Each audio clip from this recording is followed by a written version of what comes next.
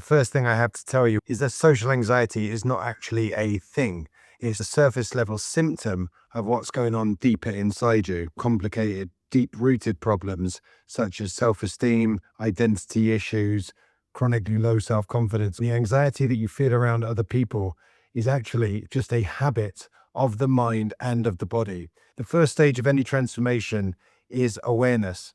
So when you find yourself feeling socially anxious, I want you to start using some introspection and self-awareness and notice what you're doing. Do your shoulders come up? Are you holding your breath? Is there a big upsurge of adrenaline? Do you start to look away? What do you start to think? Oh, damn, there's my neighbor. He's going into the house. I better avoid him. I don't want to stop and have a conversation. You start to catch these habitual loops and patterns of thought and feeling and bodily reactions.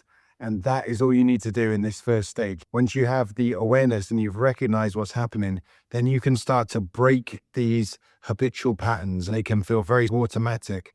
For example, if you see someone you know at work and they're coming over to the water cooler where you are, you don't want to see them, you might find yourself turning away. Once you've recognized that, intervene. I'm not going to be pushed and pulled around like a puppet by this anxiety like I have been for so long. I'm going to break that circuit.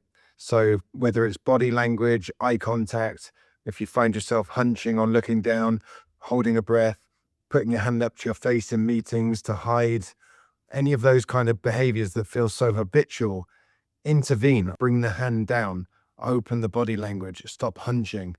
And then also intervene with the thoughts. There may be racing thoughts or automatic negative thoughts telling you that you shouldn't go and speak to that person, or you hope they don't come over. If you're in the office and a colleague is walking past and your first habitual thought is, oh God, hide, I don't want to speak to them, try and intervene and actually push against that and deliberately turn yourself to that person and decide, no, I'm going to run towards the thing that I've been running from for so long and welcome in a conversation with that colleague. Because the longer that you are pushed and pulled around by the anxiety, the longer you let it do what it wants with you, all that does is strengthen those neural pathways, and you will continue to do that forever. So recognize, intervene. And the third part is extremely important. This is the actual rewiring process. By doing the thing that you've been avoiding for so long, you start to have a new experience of reality. You find that actually it's not as terrible as you thought to speak to that colleague or to talk to your neighbor on the driveway. Now, at first, this will feel clunky, it will feel awkward, and there will be instances where it is as bad as you imagined. So your nervous system will be telling you, I told you we never should have done this. We should have stayed safe, should have just hidden in the living room, drawn the curtains, never spoken to anybody. That's what your scared internal subconscious will tell you. But the more you face this stuff, the more you push yourself. Neurons that fire together wire together, and you will start to have a different experience, and you will start to challenge many of your worldviews and your assumptions by doing this, and you will start to see things differently. The scales will start to fall from your eyes, and you'll begin to realize, oh, maybe I really was getting this wrong. Maybe the world is not as against me as I thought it was. Maybe it's not as harsh and cruel and punishing as I thought it was.